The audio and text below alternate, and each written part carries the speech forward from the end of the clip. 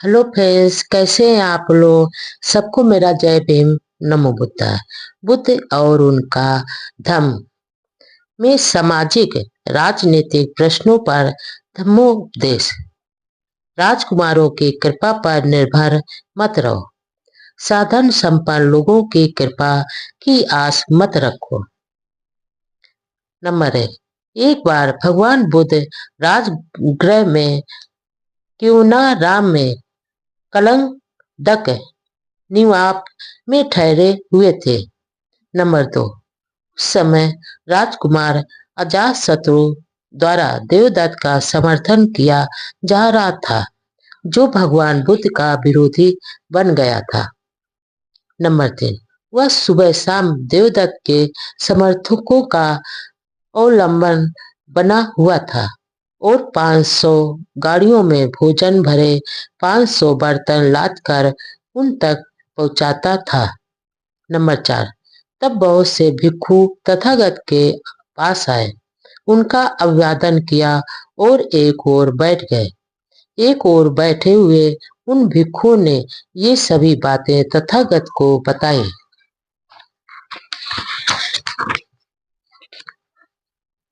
Number 5। तब तथागत ने भिक्षुओं को संबोधित करते हुए कहा, भिक्षुओं, राजाओं के लाभ सत्कार कृपा और खुशामद की इच्छा मत करो। जब तक भिक्षुओं अजातशत्रु 500 गाड़ियों में भोजन भरे 500 बर्तन लाद लाद कर देवदत्त के समर्थकों तक सुबह शाम पहुंचाता है, तब तक इसमें देवदत्त की हानि ही अपेक्षा की जानी चाहिए, आने वाले अच्छे समय की नहीं। नंबर 6। भिक्षुओं, यदि कोई किसी पागल कुत्ते की नाक तक कलेजी के टुकड़े को ले जाए तो वह कुत्ता और भी अधिक पागल हो जाएगा। इसी प्रकार भिक्षु जब तक अजातशत्रु द्वारा देवदत्त का समर्थन किया जाता है, तब तक इसमें देवदत्त की हानि ही है, लाभ नहीं। भिक्षुओं, राजाओं से मिलने वाले लाभ सत्कार अनुग्रह और चापलूसी आदि भयानक होते हैं। नंबर 7। वे शांति प्राप्ति के मार्ग की बहुत ही कटु दुखद बाधाएं हैं। नंबर 8।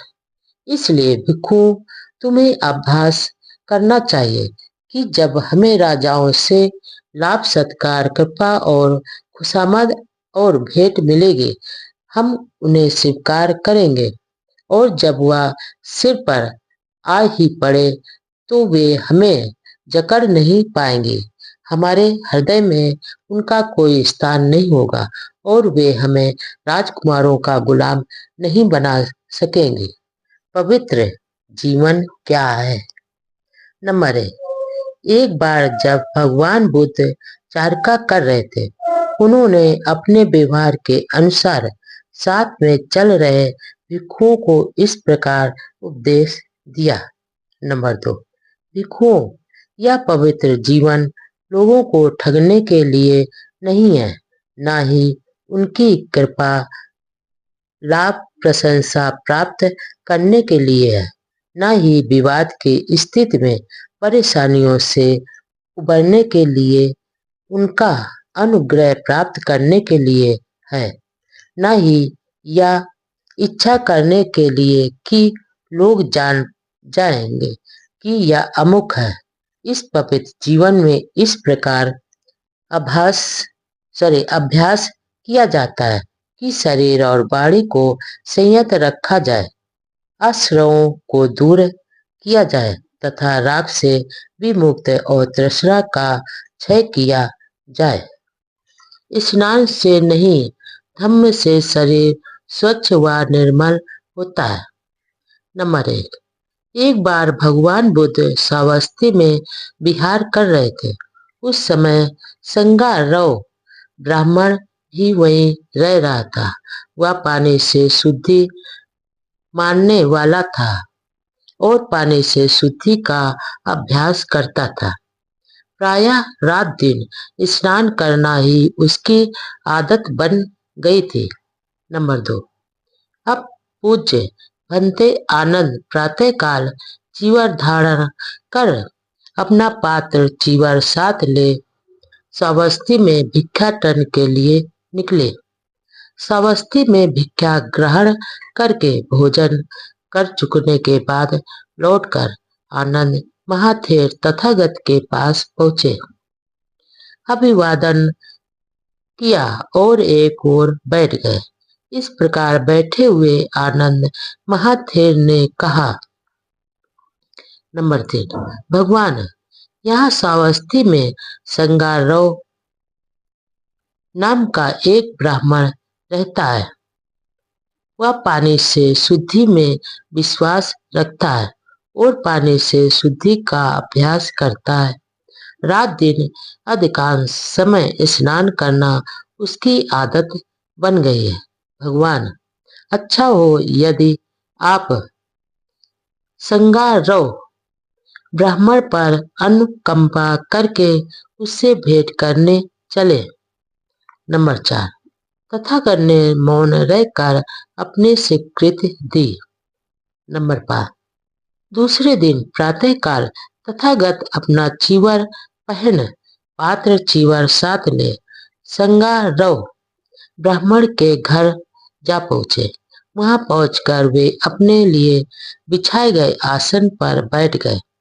नंबर 6, संगारोह ब्राह्मण तब तथागत के पास आया और उनका अभिवादन करके एवं कुशल क्षेम पूछकर एक ओर बैठ गया।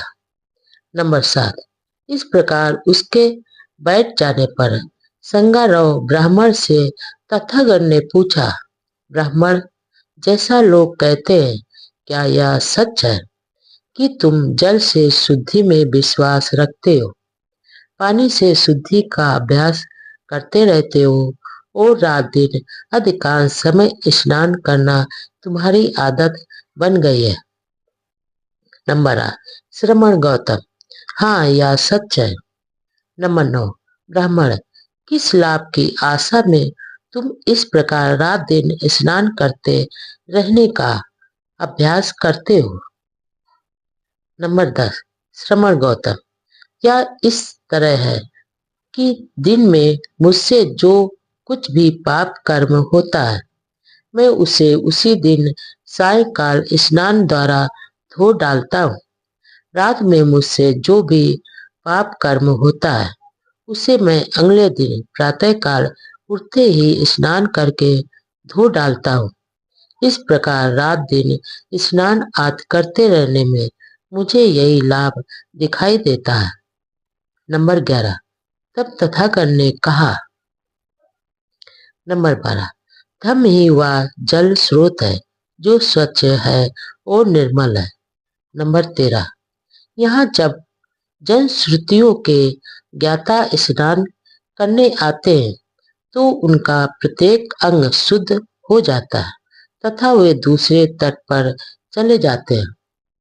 नंबर 14, तथागत के ऐसा कहने पर संगारोह ब्राह्मण बोला, श्रमण गौतम, यह अद्भुत है। आज से जीवन पर्याप्त आप मुझे अपना उपासक स्वीकार करें। मैं आपकी शरण में आता हूँ। भोजन नहीं, पवित्र कर्मों का महत्व है। नंबर 1, आमगंध नाम का एक ब्राह्मण तपस्वी अपने शिष्यों के साथ हिमालय में रहता था।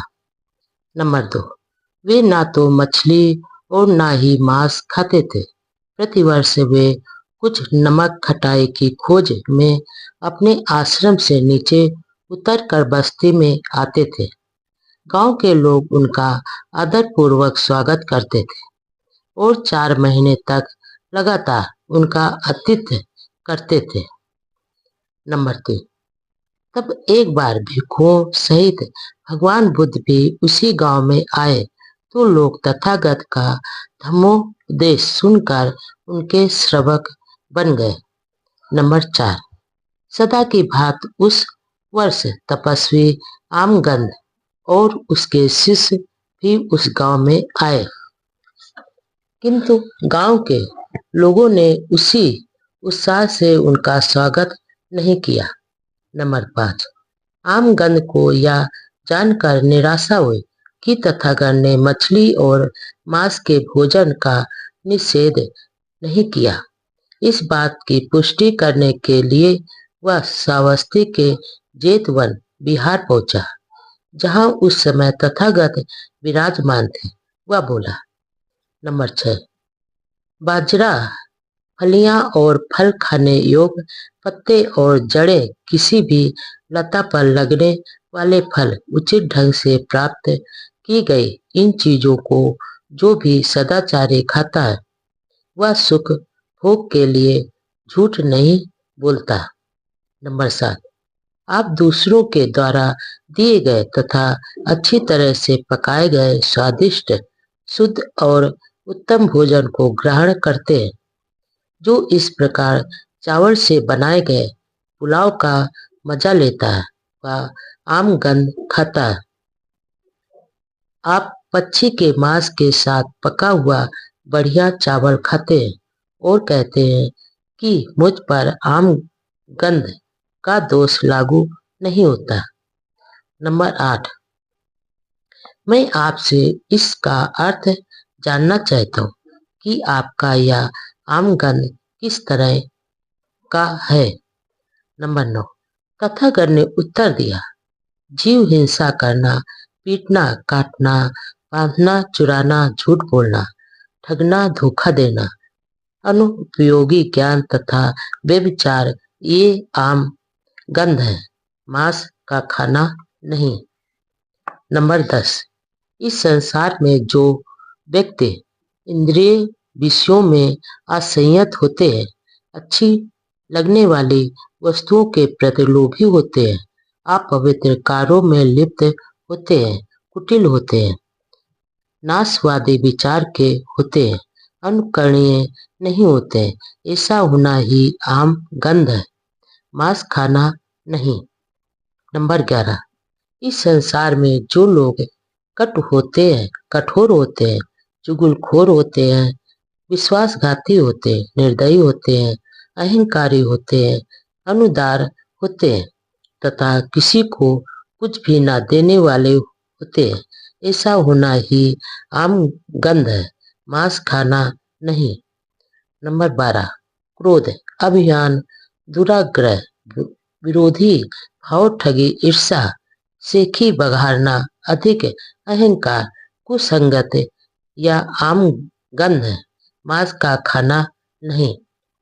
नंबर 13, जो दुष्शील होते हैं, कर्ज को लौटाते नहीं है, दूसरे की झूठी निंदा करते हैं, ढोंगी होते हैं, जो इस संसार में निकृष्टतम होते हैं तथा इस प्रकार के दुष्कर्म करते हैं, यही आम गंध है, मांस का भोजन नहीं।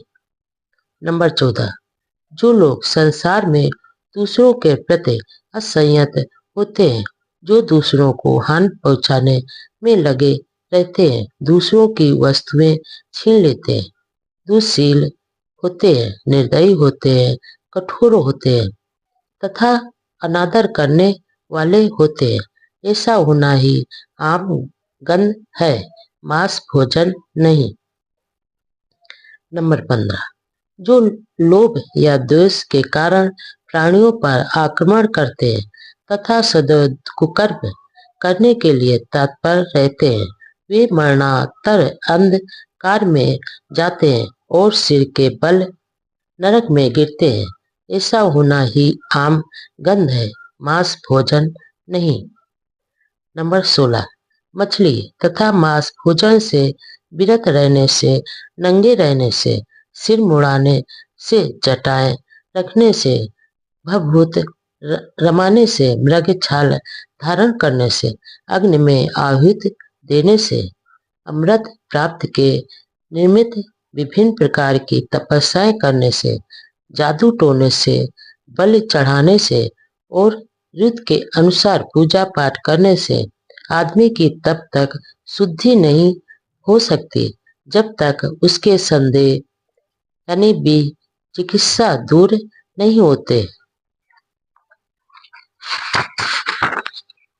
नंबर 17, संयत इंद्रिय हैं, जागरूक है। नंबर 17, जो संयतेंद्रिय हैं, जागरूक है, धम्म में स्थित है, जिसे शील पालना और भद्रता में आनंद का अनुभव होता है, जिसने आसक्ति को त्याग दिया है और सभी दुखों को जीत लिया है, वह बुद्धिमान आदमी देखने और सुनने में आसक्त नहीं होता। नंबर 18, यह अकुशल कर्म ही है जो आम गंध है, मांस भोजन नहीं। भोजन खाने का व्यक्ति की पवित्रता से कोई संबंध नहीं है। नंबर 1, एक ब्राह्मण भगवान बुद्ध के पास आया और उसने प्रश्न किया कि आदमी के चरित्र पर भोजन का कोई प्रभाव पड़ता है या नहीं। नंबर 2, ब्राह्मण बोला, जौ, गिरी, दाल, कंदमूल, कोपल जैसा भोजन यदि ठीक से खाया जाए तो यह सुखी जीवन में सहायक होता है, मांस का खाना बुरा है। नंबर 3, भगवान ने उत्तर दिया, यद्यपि तुम कहते हो कि तुम मुर्दा मांस को नहीं छूते, तो भी तुम चिड़ियों के मांस से बना हुआ अपनी रुचि का पकवान खाते हो। मैं तुमसे पूछता हूँ कि मुर्दा मांस से तुम्हारा क्या अभिप्राय है। नंबर 4, किसी प्राणी की हत्या करना, किसी का अंग भंग करना, मारना, पीटना, बांधना, चोरी करना, झूठ बोलना, ठगी, छल कपट, व्यभिचार, ये सब मांस नहीं है, तो भी ये मुर्दा मांस के भोजन जैसे ही है। नंबर 5, काम भोगों के पीछे पड़े रहना, पेटूपन, अपवित्र जीवन, वैर विरोध, ये सब मांस नहीं है, तो भी ये मुर्दा मांस के बराबर ही है। नंबर 6, चुगली, निर्दयता, विश्वासघात, अत्यधिक अभिमान तथा घटिया कंजूसपन, ये सब मांस नहीं है, तो भी ये मुर्दा मांस के बराबर है। नंबर 7, क्रोध, अहंकार, विद्रोह, चालाकी, ईर्ष्या, डींग हाँकना, अहंकार, कुसंगत, ये सब मांस नहीं है, तो भी ये मुर्दा मांस के बराबर है। नंबर 8, हीन जीवन, झूठी निंदा, छल कपट, धोखाधड़ी, चालबाज की युक्ति, बदनामी, ये सब मांस नहीं है, तो भी ये मुर्दा मांस के बराबर है। नंबर 9, भावावेश में हत्या तथा चोरी करना, ये अपराध सर्वनाश से भरे हैं और नरक के द्वार है, ये मांस नहीं है, तो भी ये मुर्दा मांस के बराबर है।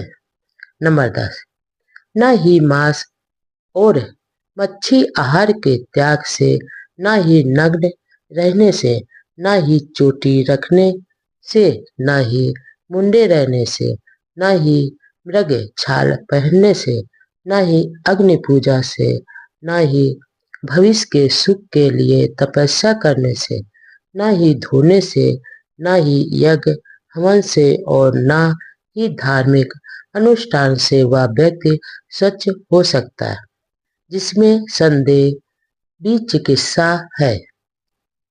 नंबर 11, अपनी इंद्रियों को संयत रखो, अपने ऊपर काबू रखो, सत्य का पालन करो और दयावान रहो। जो शांत पुरुष सब बंधनों को तोड़ देता है और सब बुराइयों को समाप्त कर लेता है, वह सब कुछ देख सुनकर भी निष्कलंक अनासक्त रहता है।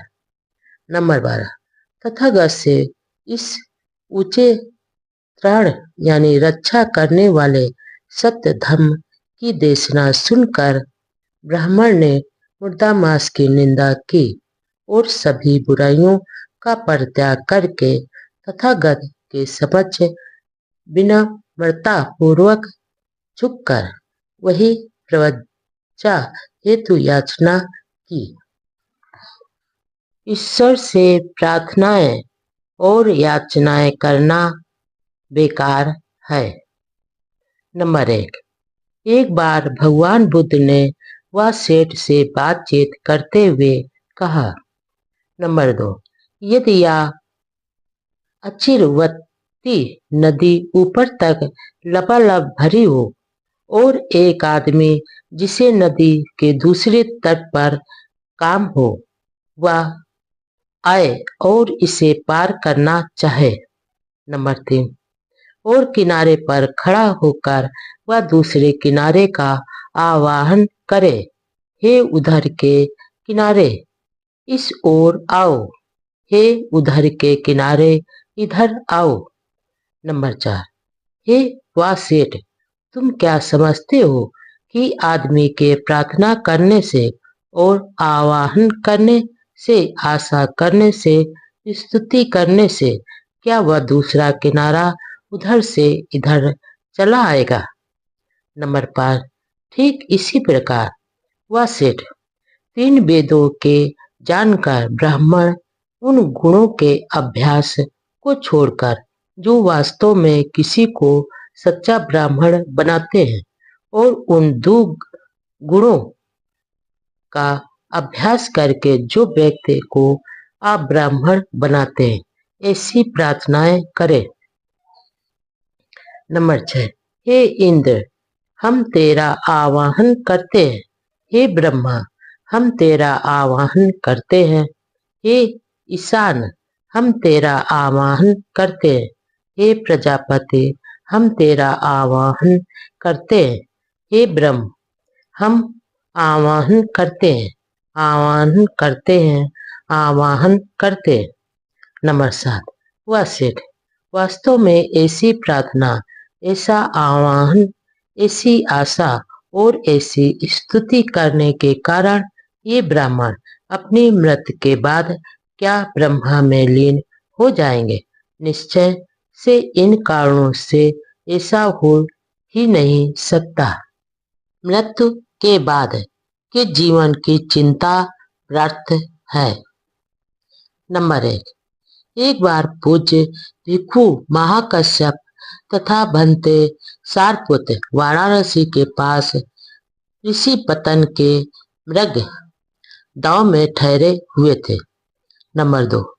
भंते सारपुत्र शाम के समय ध्यानावस्था से उठकर भंते महाकश्यप के पास गए और एक ओर बैठ गए। नंबर 3। इस प्रकार बैठे हुए सारपुत्र ने भंते महाकश्यप से कहा, कश्यप, क्या तथागत मृत्यु के पश्चात रहते हैं? नंबर 4। भगवान बुद्ध ने यह व्यक्त नहीं किया कि तथागत मृत्यु के बाद रहते हैं। नंबर 5। तब क्या तथागत मृत्यु के बाद रहते भी हैं और नहीं भी रहते हैं? नंबर 6। भगवान बुद्ध ने यह भी व्यक्त नहीं किया कि तथागत रहते भी हैं और नहीं भी रहते हैं। नंबर 7। तो क्या तथागत मृत्यु के बाद नहीं भी रहते? भगवान बुद्ध ने यह भी व्यक्त नहीं किया है। नंबर 8। किंतु तथागत ने इसे अव्यक्त क्यों रखा? नंबर 9। यह एक ऐसा प्रश्न है जिसका मानवता के लाभ से अथवा श्रेष्ठ जीवन के आरंभिक सिद्धांत से कोई भी संबंध नहीं है। इससे न ही पूर्ण प्रज्ञा और न ही निर्वाण प्राप्त किया जा सकता। यही कारण है कि तथागत ने इसे अव्यक्त रखा है। जीवन में सम्यक दृष्टि का प्रथम स्थान क्यों है? नंबर 1। अष्टांगिक मार्ग में सम्यक दृष्टि श्रेष्ठतम है। नंबर 2। सम्यक दृष्टि श्रेष्ठ जीवन के प्रत्येक अंग की भूमिका है, चाबी है और ज्ञान का बोध कराती है। नंबर 3। और सम्यक दृष्टि यानी प्रज्ञा की जानकारी का न होना सभी बुराइयों की जड़ है। नंबर 4, सम्यक दृष्टि के विकास के लिए आवश्यक है कि आदमी जीवन की प्रत्येक घटना को प्रत्यय सम उत्पन्न जाने। सम्यक दृष्टि रखने का अर्थ है प्रत्यय सम उत्पाद यानी कार्य कारण के नियम को जान लेना। नंबर 5, भिक्षुओं, जो कोई भी व्यक्ति मिथ्या दृष्टि रखता है, मिथ्या संकल्प रखता है, मिथ्या वाणी रखता है, मिथ्या जीविका रखता है, मिथ्या प्रयास करता है, मिथ्या स्मृति तथा मिथ्या चिंतन करता है, जिसका ज्ञान और भी मुक्त मिथ्या रहती है, उसका हर कार्य, उसका हर वचन, उसका हर विचार इस प्रकार मिथ्या दृष्टि से किया गया कर्म एवं परिणाम, उसकी हर आकांक्षा, उसका हर निश्चय, उसकी हर गतिविधि, ये सभी चीजें उसे ऐसी स्थिति की ओर ले जाती है जो कि अरुचिकर होती है, प्रसन्नता रहित होती है, घृणास्पद होती है, अलाभप्रद तथा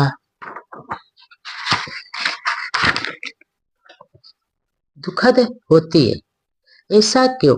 मिथ्या दृष्टि के कारण। नंबर 6, ठीक, आचरण ही पर्याप्त नहीं है। एक छोटे बालक का आचरण ठीक हो सकता है, किंतु इसका यह अर्थ नहीं कि उसे ठीक आचरण का ज्ञान है। ठीक आचरण के लिए ठीक आचरण का ज्ञान आवश्यक है। नंबर 7, आनंद, किसे अर्थात भिक्षु कहा जा सकता है? अर्थात भिक्षु से ही कहा जा सकता है जिसने पूर्ण ज्ञान प्राप्त कर लिया है कि विवेक से क्या संभव और विवेक के अभाव में क्या असंभव है। 5 बंधन।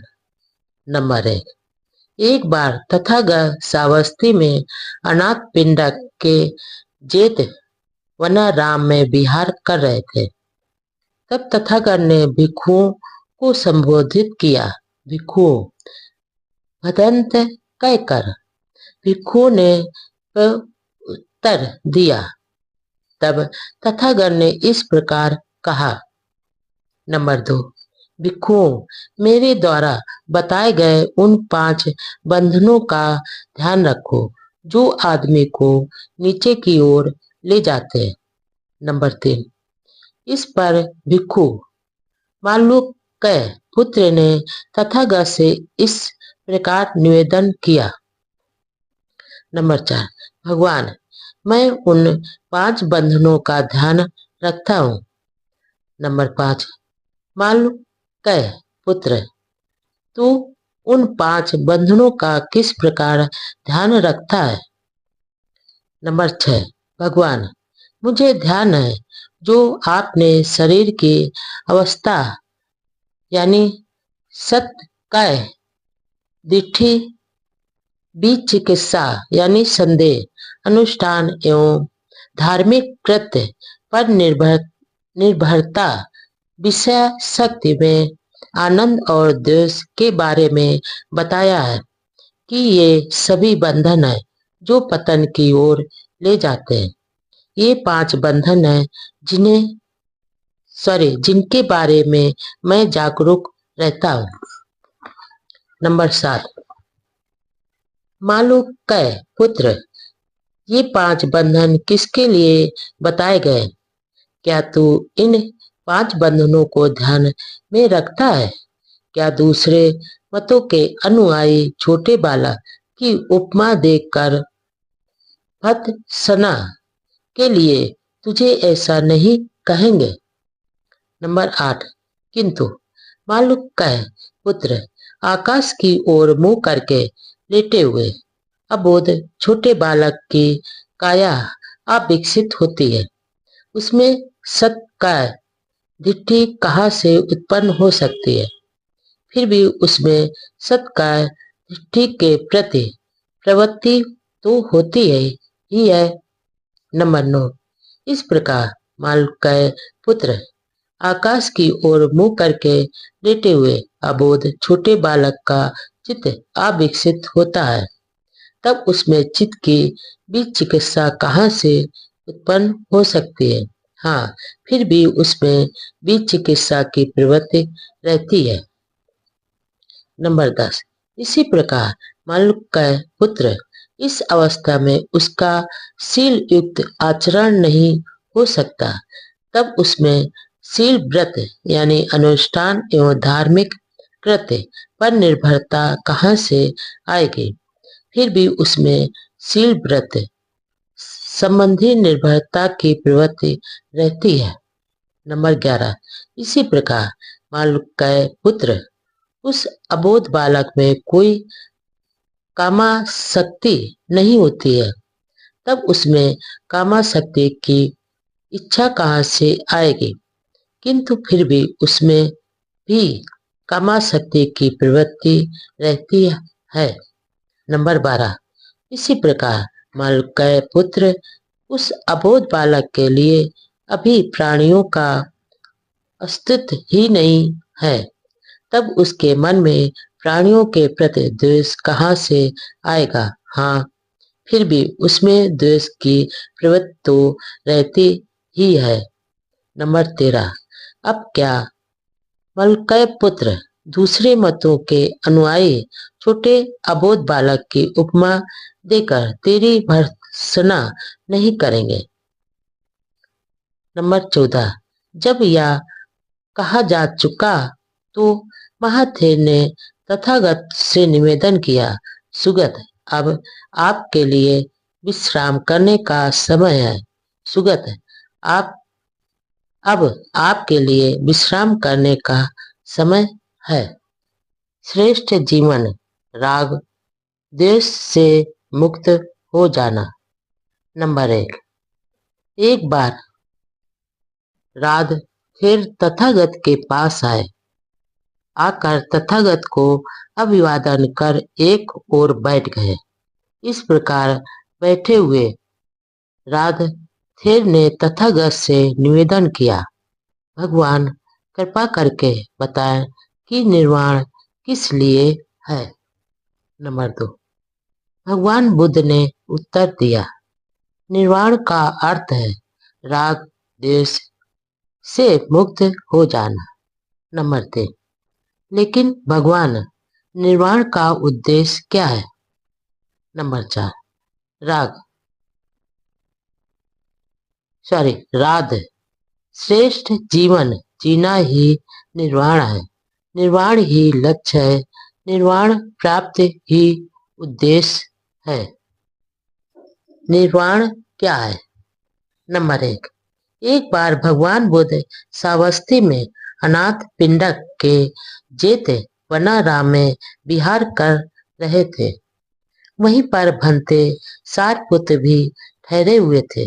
नंबर 2, तथागत ने भिक्षुओं को संबोधित करते हुए कहा, भिक्षुओं, तुम्हें धम्म का दायाद यानी उत्तराधिकारी बनना चाहिए, भौतिक वस्तुओं का नहीं, क्योंकि मेरे मन में तुम सब के लिए अनुकंपा है, इसलिए धर्मानुसार मैं चाहता हूं कि तुम ऐसे ही बनो।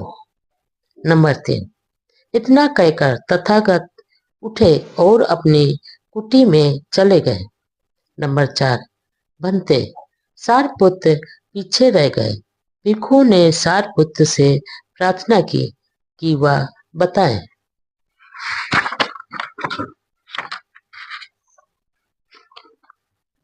कि निर्वाण क्या है।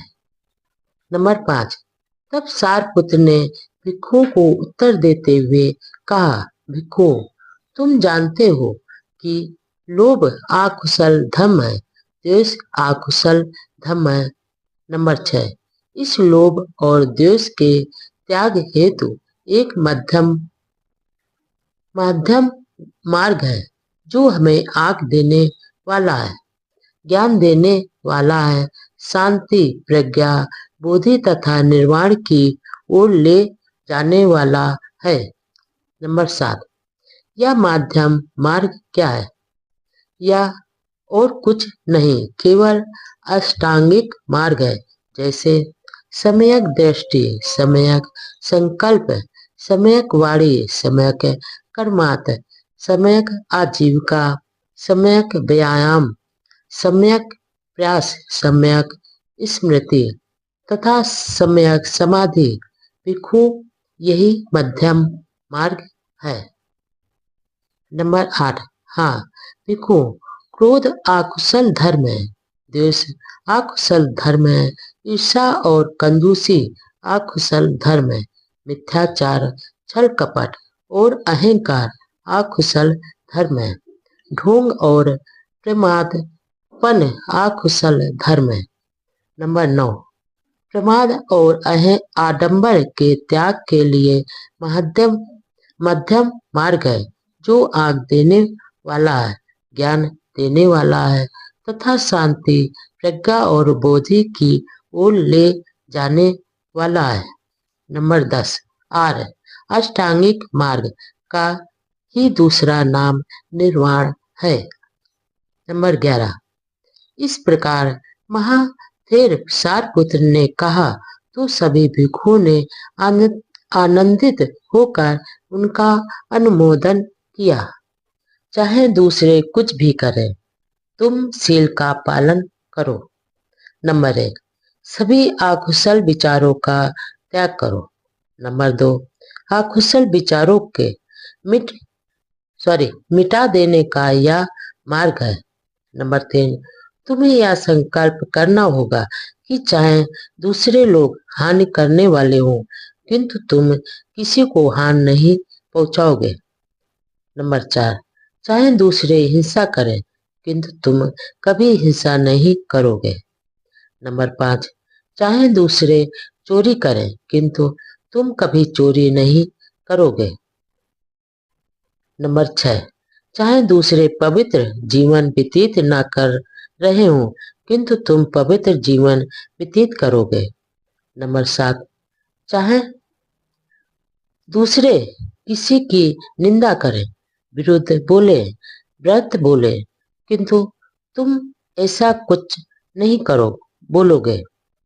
नंबर 8, चाहे दूसरे झूठ बोले, निंदा करें, दोषारोपण करें अथवा बकवास करें, लोभ लालच करें, किंतु तुम किसी प्रकार का लोभ लालच नहीं करोगे। नंबर 9, चाहे दूसरे अहितकर हो, किंतु तुम अहितकर नहीं होगे। नंबर 10, चाहे दूसरे असम्यक दृष्टि रखते हो, उनके असम्यक संकल्प हो, असम्यक अपवाड़ी हो, असम्यक कर्मात हो, असम्यक आजीविका हो, असम्यक व्यायाम यानी प्रयास हो, स्वयं स्मृति हो और असम्यक समाधि हो, किंतु तुम आवश्यक रूप में श्रेष्ठ अष्टांगिक मार्ग का पालन करते हुए सम्यक दृष्टि, सम्यक संकल्प, सम्यक वाणी, सम्यक कर्मात, सम्यक आजीविका, सम्यक व्यायाम, सम्यक स्मृति और सम्यक समाधि को अंगीकार करोगे। नंबर 12, चाहे दूसरे आर्य सत्यों और मुक्ति के बारे में गलत धारणा रखते हो, किंतु तुम सत्यों और मुक्ति के बारे में सम्यक यानी सही धारणा रखोगे। नंबर 13, चाहे दूसरे आलस और जड़ता से युक्त हो, किंतु तुम आलस और जड़ता से मुक्त रहोगे। नंबर 14, चाहे दूसरे अभिमानी हो, किंतु तुम विनम्र रहोगे। नंबर 15, चाहे दूसरे बीच चिकित्सा युक्त संदेह युक्त हो, किंतु तुम बीच चिकित्सा मुक्त रहोगे। नंबर 16, चाहे दूसरे क्रोधी हो, दुष्ट हो, द्वेषी हो, ईर्ष्यालु हो, कंजूस हो, लोभी हो, ढोंगी हो, ठग हो, वंचक हो, उदंड हो, दुशासी हो, किसी नीति के मानने वाले न हो, अशिक्षित हो, जड़ हो, भ्रमित हो तथा अज्ञा हो। तुम इस सब के विपरीत सही रहोगे। सन्मार्ग पर चलने के लिए किसी साथी की प्रतीक्षा आवश्यक नहीं। यदि अच्छा साथी नहीं मिले तो सन्मार्ग पर अकेले चलो। नंबर 1, जिस प्रकार हाथी युद्ध में धनुष से छोड़े गए बाणों को सहन करता है, उसी प्रकार मुझे दुष्टों के दुर्वचनों को सहन करना चाहिए, क्योंकि संसार में दुःशीलों की कमी नहीं है। नंबर 2, हाथी को प्रशिक्षित करके उसे युद्ध में ले जाया जाता है। प्रशिक्षित यानी पालतू। हाथी की पीठ पर राजा बैठता है, इसलिए प्राणियों में वही प्रशिक्षित यानी शांत व्यक्ति है, जिसे कोई कटु वचन विचलित नहीं करता। नंबर 3, प्रशिक्षित खच्चर अच्छे होते हैं। सिंधु नस्ल के प्रशिक्षित श्रेष्ठ अश्व अच्छे होते हैं। प्रशिक्षित बलशाली हाथी अच्छा होता है। स्वयं संयत व्यक्ति सभी प्राणियों में श्रेष्ठ होता है। नंबर 4, ऐसे श्रेष्ठ वाहन भी हमें निर्वाण पथ पर आगे ले जाने में सहायक नहीं हो सकते। हम स्वयं निर्भर, स्वयं संयत होकर ही निर्वाण पथ पर अग्रसर हो सकते हैं। नंबर 5, अप्रमाद में रहकर आनंद प्राप्त करो। अपनी स्मृति के प्रति जागरूक रहो, कभी प्रमाद मत करो। स्वयं को कुपथ से हटाकर सुपथ पर लाओ, जैसे हाथी को दलदल से निकाल रहे हो। नंबर 6, यदि तुम्हें कोई श्रेष्ठ दृढ़ बुद्धिमान साथी मिल जाए तो अपनी सभी चिंताओं को छोड़कर उसके साथ प्रसन्नता पूर्वक विचरण करो। नंबर 7, यदि तुम्हें कोई श्रेष्ठ दृढ़ बुद्धिमान साथी नहीं मिले तो जिस प्रकार शत्रु द्वारा पीछा किए जाने पर राजा सीमा को छोड़कर चला जाता है, उसी प्रकार तुम भी जंगल में अकेले विचरण कर रहे हाथी की तरह एकांत में चले जाओ। नंबर 8, एकांत का जीवन उत्तम है। मूर्खों का साथ अच्छा नहीं हो सकता।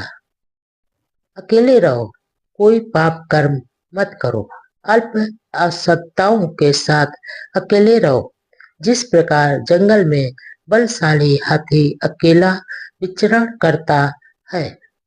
देखें, सदाचरण में संपूर्णता कैसे प्राप्त की जाए।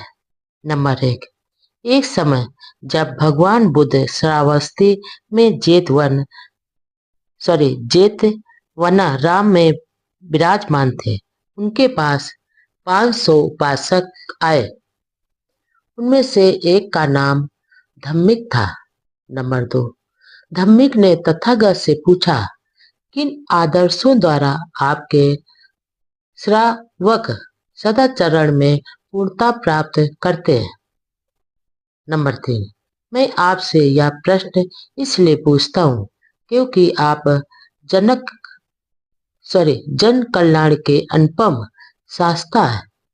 नंबर 4, प्रशिक्षित जैन लोग और परिवाजक आपसे पार नहीं पा सके। विद्वान आयु प्राप्त वृद्ध ब्राह्मण अन्य जन के साथ अपना मत व्यक्त करने के इच्छुक आपके सत्य वचन के अनुयायी बन जाते हैं। आपके द्वारा उपदिष्ट सत्य सूक्ष्म है, किंतु अत्यंत सुअख्यात है, जिसे सुनने के लिए सब लोग तरसते हैं। भगवान कृपा करके हमें इस प्रश्न का उत्तर दे। नंबर 5, भगवान, हम उपासकों को आपके मुख से आपका परिशुद्ध धम्म सुनने को मिले। नंबर 6, अपने उपासकों पर करुणा करने वाले तथागत ने उन व्रती उपासकों को कहा, ध्यान से सुनो, मैं तुम्हें सुधाचरण के आदर्श समझाता हूँ। सुनो और उनके अनुसार आचरण करो। नंबर 7, हत्या न करो, जान से नहीं मारो, ना ही हत्या का अनुमोदन करो। किसी भी सबल अथवा दुर्बल प्राणी के साथ हिंसा नहीं करनी चाहिए। नंबर 8, किसी भी उपासक को जानबूझकर चोरी नहीं करनी चाहिए, ना ही चोरी करानी चाहिए। दूसरे जो कुछ दे बस वही लेना चाहिए। नंबर 9, व्यभिचार को आग के गड्ढे के समान समझकर उससे दूर रहे अथवा स्वयं संयमी न हो। पाने पर किसी विवाहित स्त्री का चरित्र न बिगाड़े। नंबर 10, किसी परिषद में, अदालत में या बातचीत में झूठ ना बोले, ना किसी को झूठ बोलने के लिए प्रेरित करें अथवा उसका समर्थन करें, असत्य का त्याग करें। नंबर 11, उपासक को चाहिए कि इस नियम का पालन करे, नशीले पदार्थों को ग्रहण ना करे, किसी को इसका पान ना कराए, किसी के नशीले पदार्थ पान करने का अनुमोदन न करें। विचार करें कि शराब आदमी को कैसे पागल बनाकर पतन की ओर ले जाती है। नंबर 12, शराब के नशे में उपासक पाप कर बैठते हैं तथा दूसरे प्रमादी उपासकों को पाप में प्रवृत्त करते हैं। इसलिए इस पागल बनाने वाले व्यसन का, इस मूर्खता का, इस मूर्खों के स्वर्ग का परित्याग करें। नंबर 13, प्राणी हिंसा न करे, चोरी न करे, झूठ न बोले, नशीले पेय पदार्थों से दूर रहें, व्यभिचार से विरत रहें तथा रात को विकाल भोजन न करें। नंबर 14, सुगंधियों तथा पुष्पमालाओं आदि का त्याग करें तथा भूमशैया पर सोएं। इस प्रकार सभी उपसत दिनों में यह व्रत ग्रहण करें और पवित्र मन से इस अष्टांगिक व्रत का पालन करें। नंबर 15, प्रातः काल इन व्रतों का पालन करें और शुद्ध श्रद्धा युक्त चित्त से बुद्धिमान बने और भिक्षुओं को यथा सामर्थ्य भोजन तथा पेय पदार्थों का दान करें। नंबर 16, माता पिता की सेवा करें, सदाचरण युक्त धंधा करें। इस प्रकार दृढ़ श्रद्धावान उपासक उच्च पद को प्राप्त करता है। सदाचरण और सांसारिक जिम्मेदारियां। नंबर 1, एक समय जब भगवान बुद्ध राजगृह के उस बेलुवनाराम में विहार कर रहे थे जहां गिलहरियों को दाना चुगाया जाता था, उसी समय बहुत से भिक्षुओं के साथ भंते सारपुत्र दक्षिण की पहाड़ियों में चारका कर रहे थे। नंबर 2, रास्ते में उनकी एक भिक्षु से भेंट हुई जिसने राजगृह में वर्षावास किया था। आपसी अभिवादन और शिष्टाचार के बाद सारपुत्र ने भगवान बुद्ध का कुशल समाचार पूछा। उन्हें बताया गया कि वे अच्छी तरह से हैं और भिक्षु संघ भी कुशल है। सारपुत्र द्वारा राजगृह के तांडुपाल द्वार के धन जन ब्राह्मण का कुशल समाचार पूछे जाने पर उन्हें बताया गया कि वह भी अच्छी तरह से है। नंबर 3, तब सारपुत्र ने उस भिक्षु से प्रश्न किया, और क्या धन जनी ब्राह्मण अप्रमाद पूर्वक रह रहा है?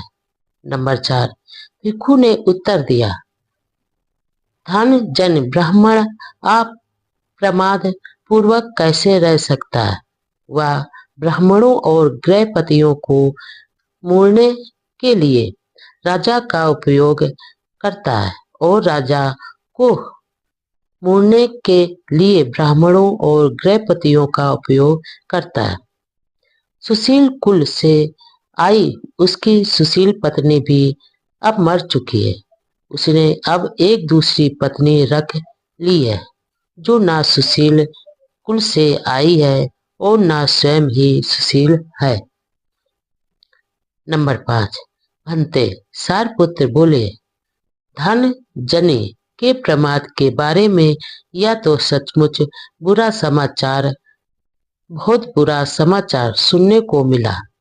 शायद कहीं किसी समय उससे भेंट हो जाए तो मैं उससे बातचीत करना पसंद करूंगा। नंबर 6। दक्षिण की पहाड़ियों में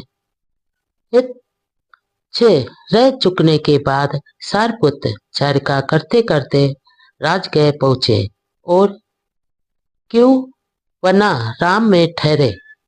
नंबर 7। दूसरे दिन प्रातःकाल चिवर पहन और पात्र हाथ में ले सारपुत्र भिक्षाटन के लिए राजगृह में गए। उस समय धनजन ब्राह्मण नगर से बाहर अपनी गायों का दुहा जाना देख रहा था। नंबर 8। भिक्षाटन के पश्चात भोजन कर चुकने के बाद सारपुत्र ने उस ब्राह्मण को ढूंढ लिया। सारपुत्र को आता देख वह ब्राह्मण उन्हें मिलने के लिए आया और बोला कि भोजन से पूर्व या दूध पीने का समय है। नंबर 9। ब्राह्मण, नहीं, मैंने आज का भोजन कर लिया और अब माध्य के समय एक वृक्ष की छाया के नीचे विश्राम करूंगा। मुझे मिलने के लिए आप वहां आना। नंबर 10।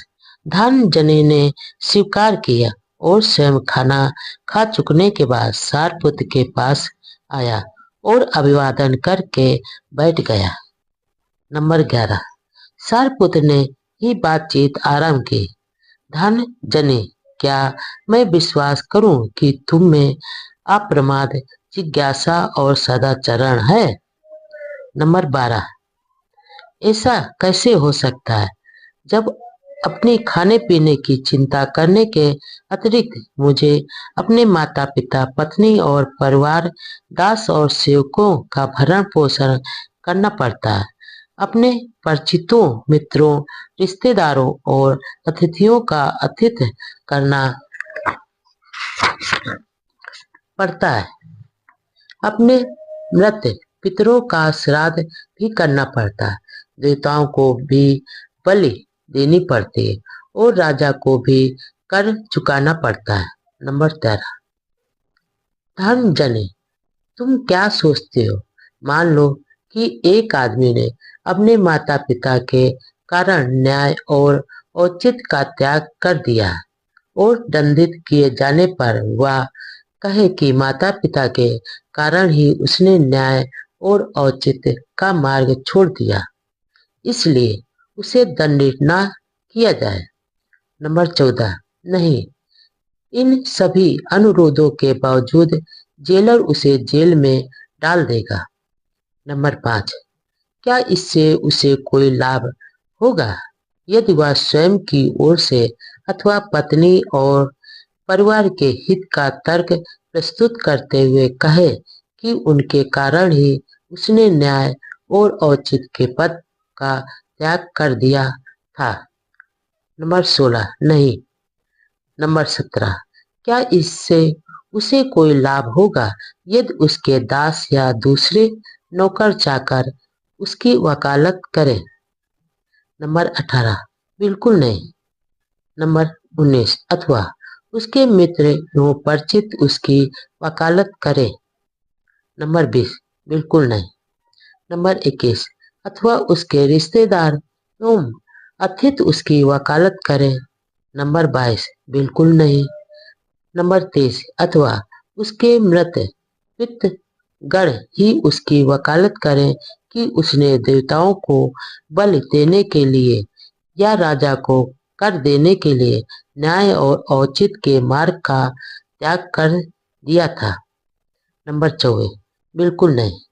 नंबर 25, अथवा इससे कोई लाभ होगा यदि वह स्वयं या उसकी ओर से दूसरे वकालत करें कि उसने अपने खाने पीने और आराम के लिए न्याय और औचित्य का मार्ग छोड़ दिया। नंबर 26, नहीं। नंबर 27, धन जनी, तुम क्या सोचते हो, दोनों में से कौन आदमी उत्तम है? क्या वह जो अपने माता पिता की खातिर न्याय और औचित्य का पथ त्याग देता है, अथवा वह जो उनकी चिंता न कर न्याय और औचित्य के पथ को नहीं त्यागता? नंबर 28, धन जनी ने उत्तर दिया, बाद वाला, क्योंकि न्याय और औचित्य के पथ पर चलना ही न्याय और औचित्य के पथ का त्याग करने से अच्छा है। नंबर 29, और फिर धन जनी दूसरे आचरण हैं जो स्वयं में अच्छे हैं, जिनके द्वारा व्यक्ति बिना कुमार्ग पर चले अपने माता पिता का पालन पोषण कर सकता है। तो क्या स्त्री, परिवार और सभी दूसरों के संबंध में यही बात लागू नहीं होती? नंबर 30, सारपुत्र, यही लागू होती है। नंबर 31, तब पूजनीय सारपुत्र के कथन से प्रसन्न हो धनजनी ब्राह्मण ने उन्हें धन्यवाद दिया और उठकर अपने मार्ग पर चल दिया। जीवन में सदाचरण की आवश्यकता क्यों? नंबर 1, तब तथागत ने पाटली ग्राम के उपासकों को संबोधित किया। नंबर 2, हे गृहपतियों, दुष्ट तथा दुराचारी आदमी को ये दुष्परिणाम भुगतने पड़ते हैं। नंबर 3, दुष्ट तथा दुराचारी आदमी को प्रमाद के कारण संपत्ति की बहुत बड़ी हानि उठानी पड़ती है। नंबर 4, फिर उसका अपयश होता है जो उसे दुनिया की नजरों में गिराकर बदनाम कर देता है। नंबर 5, वह किसी भी संगत में जाए, चाहे वह कुलीन परिषद हो, चाहे ब्राह्मण परिषद हो, चाहे गृहपति परिषद हो, अथवा चाहे श्रमण परिषद हो, वह उसमें बहुत संकोच से जाता है और लज्जित हो जाता है। वह निर्भय नहीं होता। या तीसरी हानि है।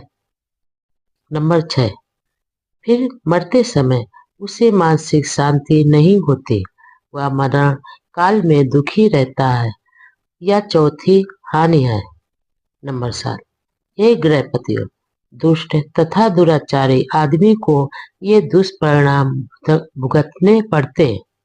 नंबर 8, हे गृहपतियों, अब उन लाभों का विचार करो जो सदाचारी तथा गुणवान आदमी को प्राप्त होते हैं। नंबर 9, जो सदाचारी आदमी गुणवान होकर रहता है, उसके पास बहुत संपत्ति हो जाती है और यह उसके अपने प्रयास के कारण होती है। नंबर 10, तब उसका सुयश फैल जाता है, वह हर जगह सम्मानित होता है।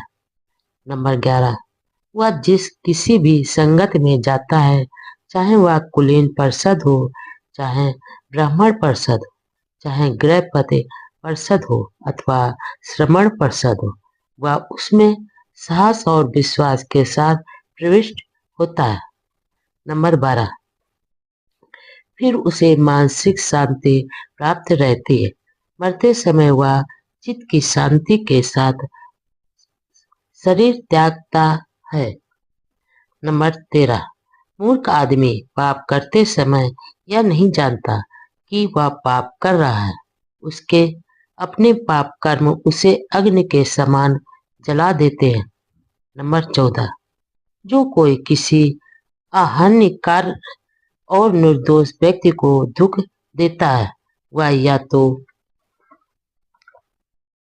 भीषण विनाश को प्राप्त होता है, या उसका चित्त विक्षिप्त हो जाता है, या उसके नातेदारों की हानि होती है, या उसका सभी धन हानि को प्राप्त होता है। सदाचरण क्या है? नंबर 1, एक बार जब भगवान बुद्ध कौशल में महान भिक्षु संघ सहित भिक्षा हेतु चर्चा कर रहे थे, तो वह साला नामक एक ब्राह्मण ग्राम में पहुंचे। यह ग्राम कौशल जनपद में पड़ता था। नंबर 2, साला ग्राम के ब्राह्मण मुखियों ने सुना कि चर्चा करते हुए भगवान बुद्ध उनके कौशल जनपद में स्थित गांव में आए हैं। नंबर 3, उनको लगा कि भगवान बुद्ध के दर्शनार्थ जाना अच्छा है, इसलिए साला ग्राम के ब्राह्मण भगवान बुद्ध के पास गए और कुशल क्षेम पूछकर एक ओर बैठ गए। नंबर 4, उन्होंने तथागत से प्रार्थना की, कृपया बताएं कि सदाचरण का क्या अर्थ है। नंबर 5, ब्राह्मणों से भगवान बुद्ध ने कहा,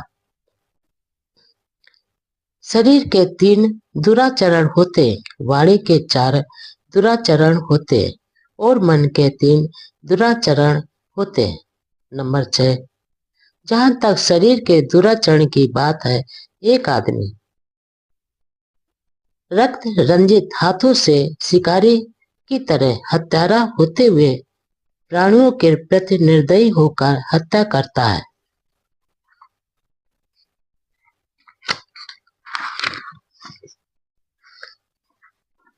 अथवा वह गांव या जंगल में पराई वस्तु को चोरी की नियत से बिना दिए हुए अपना बना लेता है, अथवा वह माता पिता भाई बहन अथवा अन्य संबंधियों की अधीनता में रहने वाले अविवाहित लड़कियों से और ऐसी लड़कियों से भी व्यभिचार करता है जिनकी मंगनी यानी सगाई हो गई है, जिनके गले में मंगनी की माला पड़ चुकी है।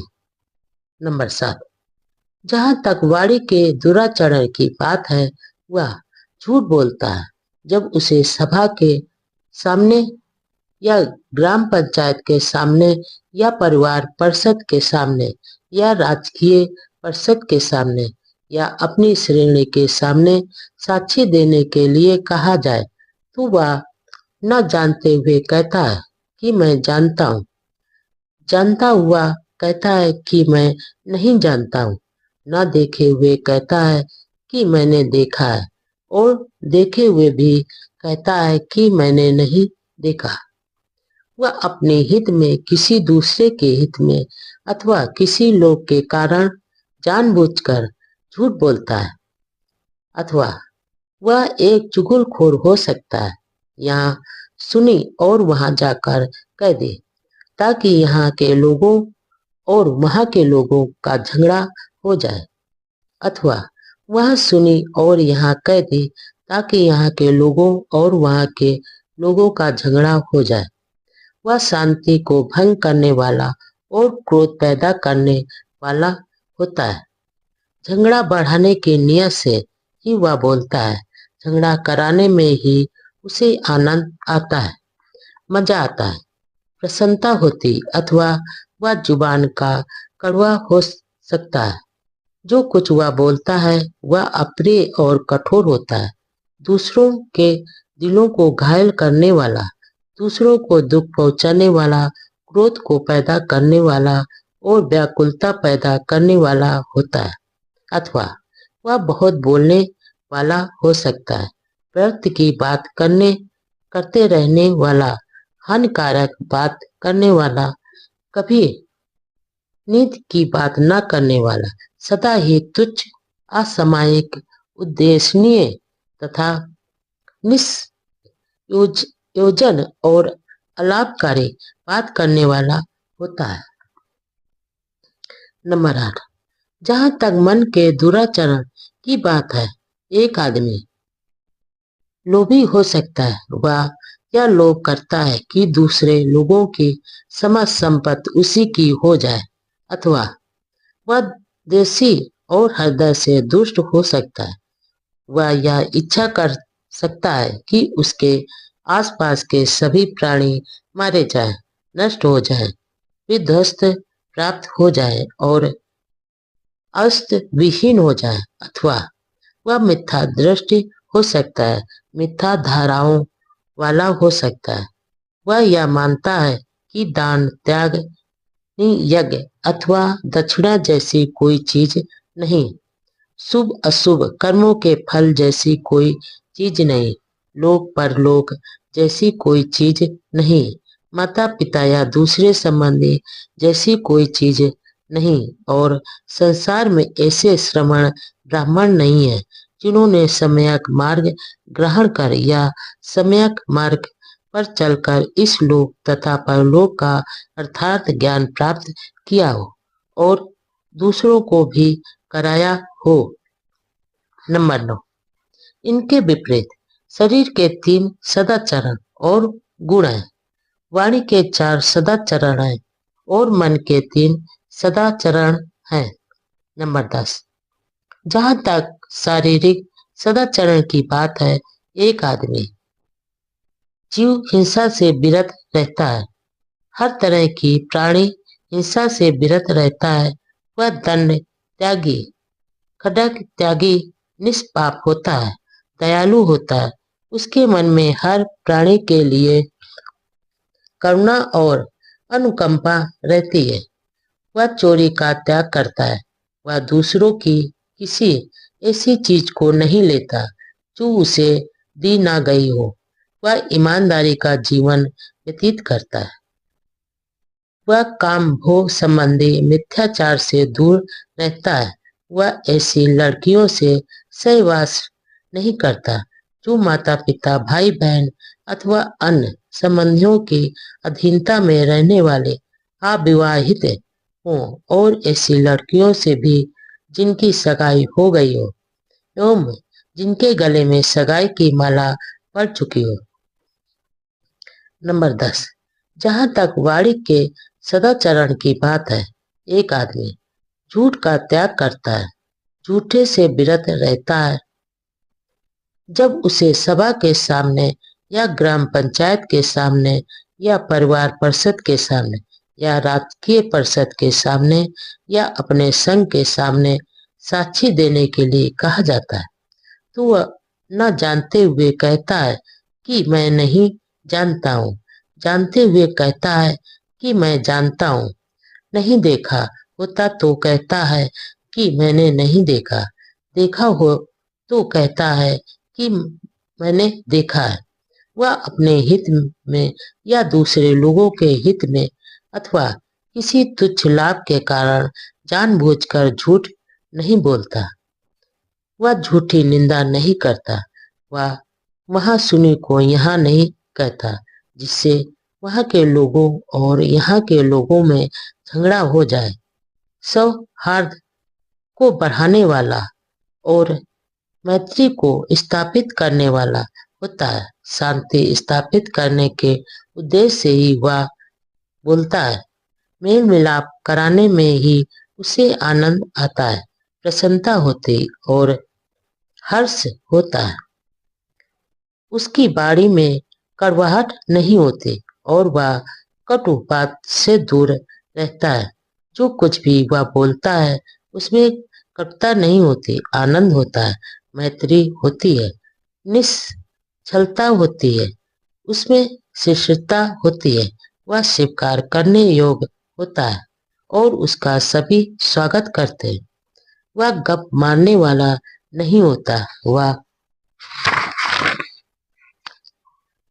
गप से दूर रहता है, समय अनुसार सत्य के अनुरूप बोलता है, जो सदा लाभकारी होता है, सिद्धांत के अनुसार होता है, ऐसी बात बोलता है जो समय अनुकूल हो, ऐसी बात जो याद रहे, ऐसी बात जो ज्ञान से भरी हो, ऐसी बात जो ठीक से कही गई हो तथा ऐसी बात जो हितकर हो। नंबर 12, जहां तक विचारों में सदाचरण की बात है, वह आदमी लोभ से रिक्त होता है, वह कभी यह नहीं चाहता कि दूसरे लोगों की सारी संपत्ति पर उसका अपना अधिकार हो जाए, वह कभी अपने मन में द्वेष अथवा दुष्टता को स्थान नहीं देता। उसकी यही इच्छा रहती है कि उसके आसपास के सभी प्राणी शांति और सुख के साथ रहे, सुरक्षित रहे, हर प्रकार की शत्रुता और अत्याचार से बचे रहे। उसका दृष्टिकोण सम्यक होता है तथा उसके संकल्प और धारणाएं भी ठीक होती है। नंबर 13। हे ब्राह्मणों, सदाचरण तथा दुराचरण से मेरा यही अभिप्राय है। नंबर 1। एक बार जब भगवान बुद्ध श्रावस्ती के जेतवनराम में विहार कर रहे थे तो उन्होंने गृहपतियों को संबोधित किया। नंबर 2। गृहपतियों, पवित्र और सुखी जीवन के लिए शुभ संकल्पों का पालन करने की नितांत आवश्यकता है। नंबर 3। मैं तुम्हें बताता हूँ कि तुम्हारे शुभ संकल्प कैसे होने चाहिए। नंबर 4। संकल्प लो कि मैं जीवन भर अपने माता पिता का सहारा बना रहूं।